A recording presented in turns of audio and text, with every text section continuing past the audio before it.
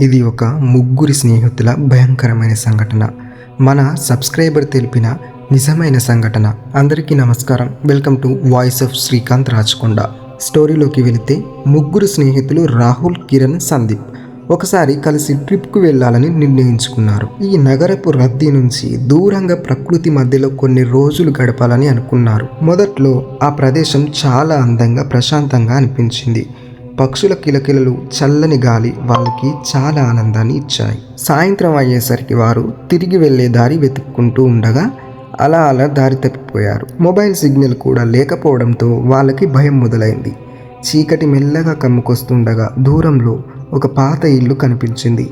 ఇంకా మార్గం లేక వారు ఆ ఇంట్లో రాత్రి గడపాలని నిర్ణయించుకున్నారు. ఆ ఇల్లు చాలా పాడైపోయి ఎక్కడ చూసినా దుమ్ము, ధూళి, పగిలిన ఫర్నిచర్ కనిపించింది. గాలి వీచినప్పుడల్లా తలుపులు, కిటికీలు చప్పుళ్ళు చేస్తూ భయంకరమైన శబ్దాలు వినిపించాయి. ముగ్గురు ఒక మూలలో కూర్చొని ఉదయం వరకు ఎలా అయినా గడపాలని అనుకున్నారు. రాత్రి మధ్యలో ఒక్కసారిగా టక్ టక్ అంటూ తలుపు తట్టిన శబ్దం వినిపించింది. ముగ్గురు ఒకరినొకరు చూసుకున్నారు.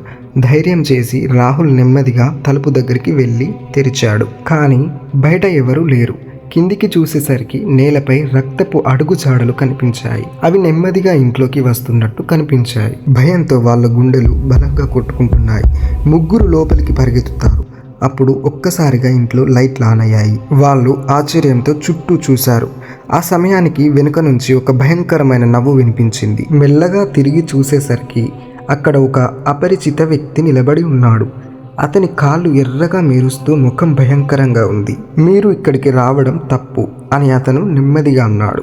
ముగ్గురు కేకలు వేస్తూ బయటికి పరిగెత్తాలని ప్రయత్నించారు. కానీ తలుపులు స్వయంగా మూసుకుపోయాయి. ఆ వ్యక్తి మెల్లగా వాళ్ళ వైపు నడుస్తూ వచ్చాడు. ఒక్కసారిగా ఇంట్లో చీకటి కమ్ముకుంది. వాళ్ళ కేకలు మాత్రమే వినిపించాయి. మరుసటి రోజు ఉదయం అక్కడ ఉన్నటువంటి ఒక గ్రామం, ఆ గ్రామస్తులు ఆ ఇంటి దగ్గరికి వచ్చేసరికి ఆ ముగ్గురు స్నేహితులు జాడ కూడా కనిపించలేదు. కానీ నేలపై ఉన్న రక్తపు అడుగు జాడలు మాత్రం ఇంకా తాజాగానే ఉన్నాయి. ఆ ఇంట్లో ఇంకా ఏదో దాగి ఉందని సూచిస్తారు. ఈ స్టోరీ మీకు నచ్చినట్టయితే లైక్ చేయండి, షేర్ చేయండి, కామెంట్ చేయండి. మరిన్ని మంచి ఇలాంటి రియల్ స్టోరీస్ కోసం మన ఛానల్ని సబ్స్క్రైబ్ చేసుకోండి. Thank you for watching.